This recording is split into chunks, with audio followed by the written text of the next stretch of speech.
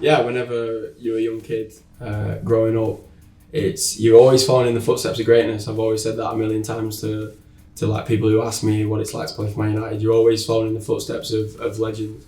Only last night we was at Sir Alex Ferguson's movie documentary that we all sat and watched with him, which is history, and it's part of this football club. Paul McGuinness, Warren Joyce, he always used to reiterate to me whenever I was younger that this football club's history is the biggest there is, and it doesn't get much bigger. So for myself to play and obviously try and do my best and do really well is so important to myself.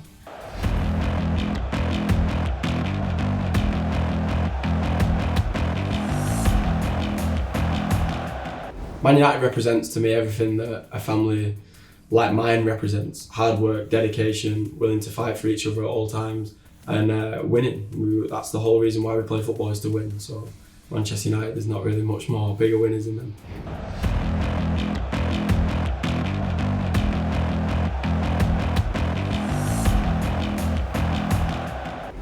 The game in 2017 against Crystal Palace was, well, obviously it was Arsenal, my debut, but my first full game against Crystal Palace, it was a whirlwind, to be fair. It went so quick that day.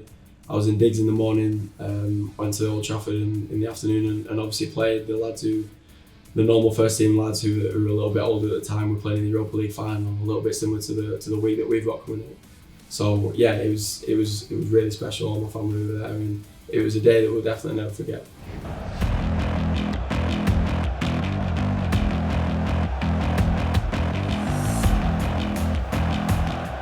The main challenges, I would say, is I wouldn't even say expectation, because there's more expectation when you play for Manchester United, but people expect a lot from you. A boy who's coming from Man United who is playing for Scotland, they expect somebody to turn out like Pele and Ronaldo, running past people all the time, when you have to manage your own expectations on your own game. You have to play your own game, play to your strengths, and do what you've been doing for your club football, and normally it'll work in international football as well. So.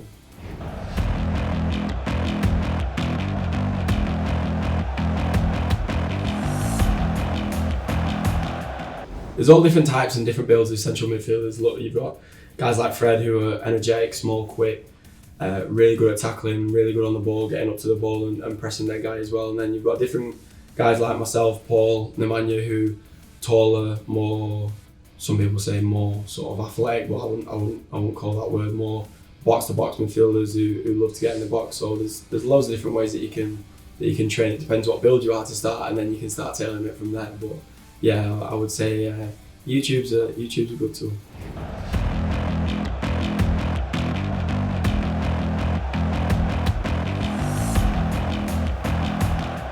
Matches are always the main source of your fitness. Like you get fit through training, but you get match fit through matches. So yeah, I would say playing matches, keeping on top of your fitness that way, and obviously your diet is probably one of the most important things that contribute to your performance on the pitch.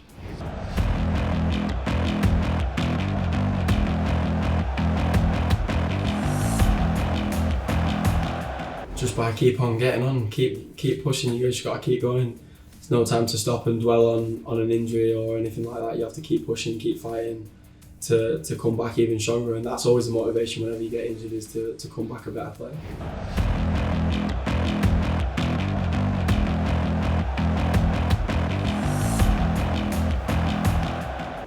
How do I prepare for stressful situations? I've got plenty of them.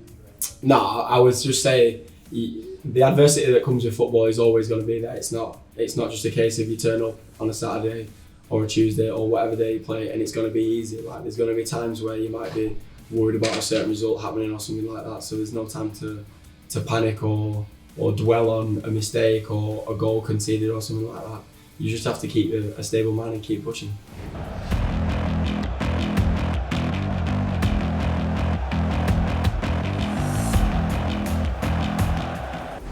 I get in the ice bath. Sleep's most important. So let's say you've got, 80% of your recovery sleep, and then say you've got 5% ice bath, 5% Normatec, 5% recovery tights, 5% all the other stuff that go with it, elevating your legs and stuff like that. So sleep and your diet of what you're eating is probably the most important.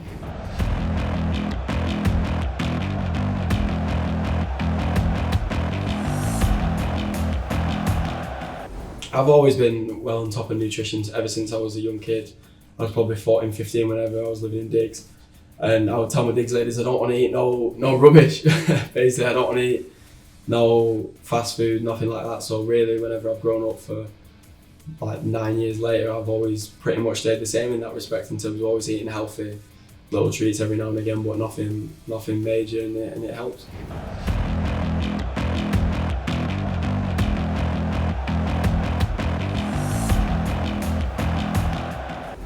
Yeah, everybody's got weaknesses. I don't care how old you are or how young you are in football. There's always an aspect of your game which can be improved, even if it's just a little bit. Ronaldo's this world, they can always improve. So for myself, there was a lot of things that I still look at now that I might have not done whenever I was younger. Receiving the ball in the half turn, wanting to play forwards at all times. It's little things like that as a midfielder are so important.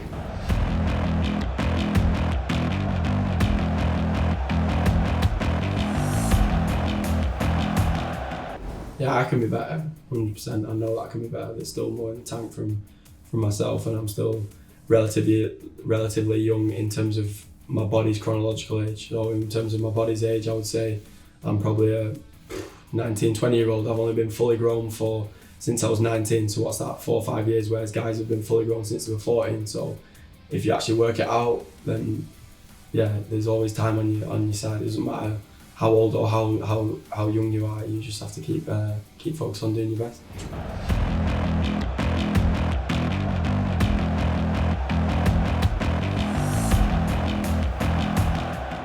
Never lose sight of the reason why you wanted to pursue that dream. You always have to have a reason why you wanted to continue to do that dream every single day.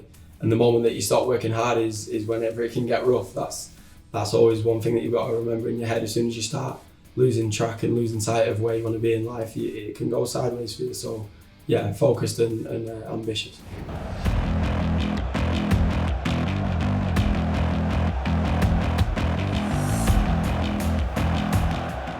Humble, it's cliche, but it's not cliche. Humble, hardworking, and talented.